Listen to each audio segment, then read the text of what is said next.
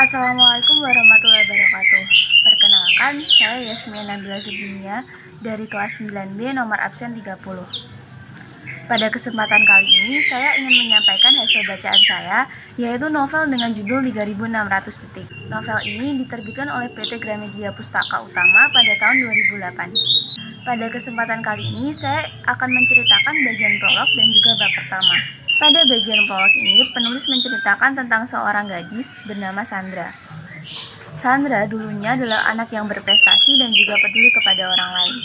Namun, Sandra sudah tidak pernah mau mempedulikan apapun lagi semenjak mama dan papanya bercerai.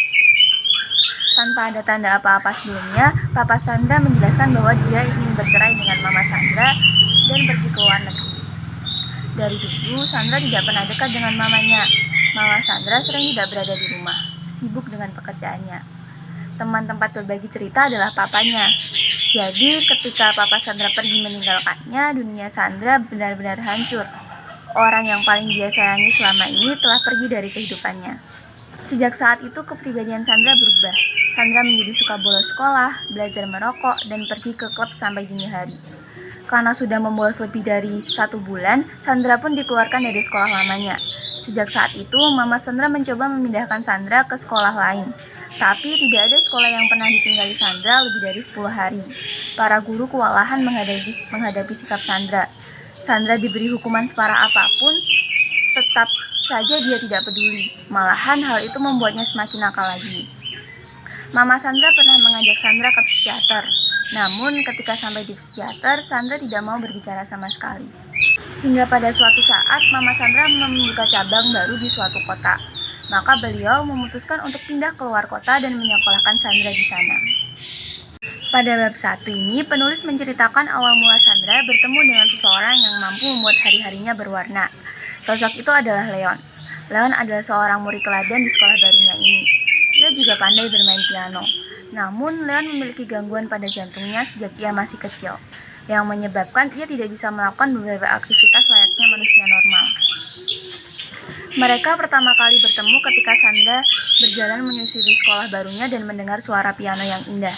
Sandra pun menghampiri seseorang yang memainkan piano tersebut. Pemain piano tersebut adalah Leon. Leon menyapa Sandra dengan ramah. Namun, Sandra menatapnya dengan tajam lalu meninggalkannya. Sekolah, Sandra terkejut melihat mamanya sudah menunggu. Mama Sandra menanyakan bagaimana hari pertama Sandra di sekolah barunya. Pertanyaan itu dijawab dengan ketus oleh Sandra. Dan akhirnya pertengkaran kembali terjadi antara ibu dan anak tersebut. Sandra merasa marah karena papanya meninggalkannya. Ia juga marah karena mamanya lah yang membuat Sandra tinggal di sini. 2 jam kemudian, Sandra sudah berada di sebuah mall. Dia baru saja memasang tindik di hidungnya. Ia melakukan itu agar bisa secepatnya dikeluarkan dari sekolahnya. Setelah selesai menindik hidungnya, Sandra melihat toko musik dan memasukinya. Ia ingin membawa CD di toko itu keluar dengan sengaja. Sandra berpikir bahwa perbuatan itu pasti akan membuat mamanya sangat marah. Rencana Sandra berjalan mulus. Ketika ia berjalan keluar toko sembari membawa CD tersebut, seorang satpam menghampirinya dan mengatakan bahwa Sandra belum membayar CD tersebut. Sandra tersenyum lalu mengatakan, "Memang, jadi kenapa?" Tetapi tiba-tiba ada seseorang yang menepuk pundaknya. Sosok itu adalah Leon. Leon mengatakan kepada satpam tersebut bahwa tadi dialah yang menyuruh Sandra mengambil CD itu dan lalu membawanya ke kasir. Tetapi mungkin saja Sandra kelupaan. Itulah yang Leon katakan kepada satpam. Satpam tersebut mempercayai ucapan Leon. Setelah keluar dari toko musik, Sandra mencekal lengan Leon dan memarahinya. Sandra sangat kesal karena Leon telah menghancurkan rencananya. Ketika sampai rumah, Mama Sandra melihat bahwa ada tindik di hidung putrinya.